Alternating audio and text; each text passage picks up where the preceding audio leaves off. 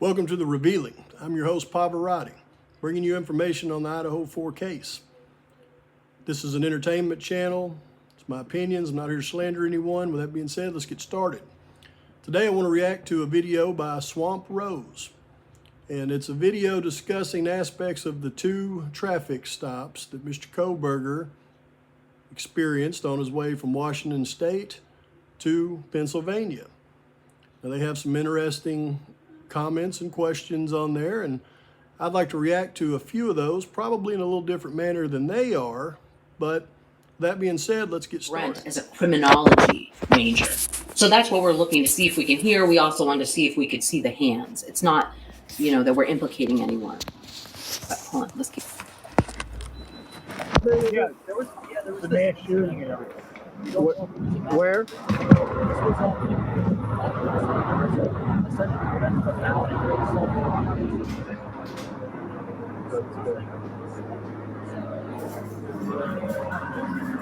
I think he just said criminology major right there.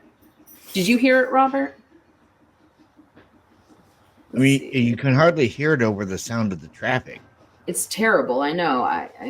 But I just wanted to see if somebody else could hear it. I didn't know if we could. Let's just see if we could hear it again. I'll play the whole thing. Oh, it's horrifying because he's going to the university.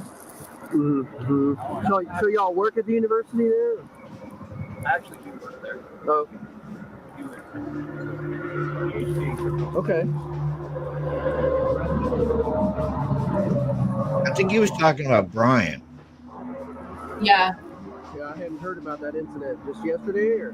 This happened about an hour and a half ago. We're still wrapping it up for investigation. I'm not sure there's two shootings, but they did shoot somebody. That's it. And then you don't know about that actually. Interesting. Wow. Okay. So do me a favor, don't follow too close, okay? Robert, All right. You're right. Thank you. Appreciate you. 100% right. Okay. When I heard back when I said, oh, I just heard it, criminology major, you're right. He was talking about Bryan. It was muted. And when they were just talking about Brent, I didn't hear him say it. So, but we're going to have to dive into that to see if we can figure out what his sister said. I'm just looking if there were any more comments here. Yeah, that's what we were wondering. Was he talking about Brent or his son? That's what Robert just said. And then Leslie writes about his son. So anyway. Leslie and Billy said, but if you look at BK's hand, when it's down on his leg, you can see his hand and his wrist. Right there. See where it is, right here. I'll turn the volume off so I can hear you. Yes, near leg, console wrist with long scab, in my own opinion. Okay. All right, let's go. I know when his father mentioned where they were going. Okay. Let's talk about a few things there. One thing that they were discussing was the potential cut on his arm. That was a shadow. And if it was a cut, it certainly didn't happen during the atrocity, because anybody knows if you cut yourself in 30 days, that thing is gone. It's not still scabbed over, unless he has some kind of rare blood disorder. But the other thing I noticed is on his hand, he really did have broken knuckles. And take that from somebody who knows what broken knuckles look like. And that's why I've always contended that Mr. Kohberger can handle himself. He's probably been in some situations where he broke those knuckles before. So, that was a good observation. The other thing I want to discuss, though, is the audio on that first traffic stop. And I've noticed this from the very beginning when that audio was first put out there. A lot of the things that is said during that is very legible, but then other things that are said are silent. I mean, it's silent to the point where it's been scrubbed. And here's my contention. Anytime that anything comes up about that incident at Washington State University, the law enforcement and the mainstream media scrubs everything about it and tries to hide it. And also, other content creators out there have have completed deep dives into the court documents, and they're of the opinion, and I am of the opinion myself, that all of the, maybe not all of the redacted names, but most of the redacted names and instances in those sealed documents pertain to the other potential assailant in this case. The gentleman that rhymes with alpaca, when his information comes up, they want to keep it out of sight and out of mind.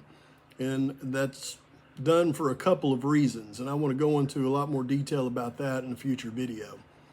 But the other thing that I wanted to discuss is these actual traffic stops.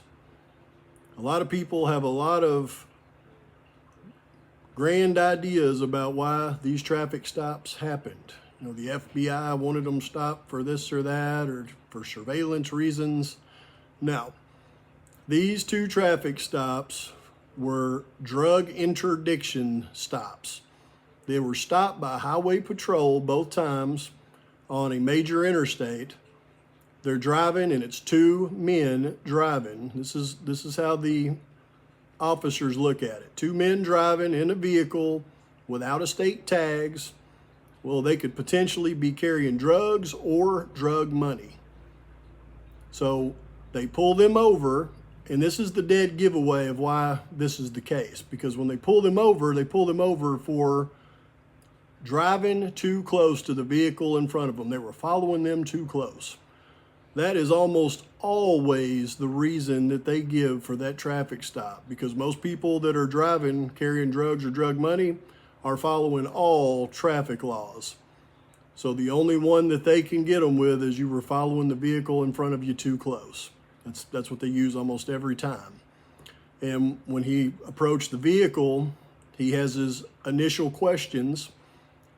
Where are you going and where are you coming from?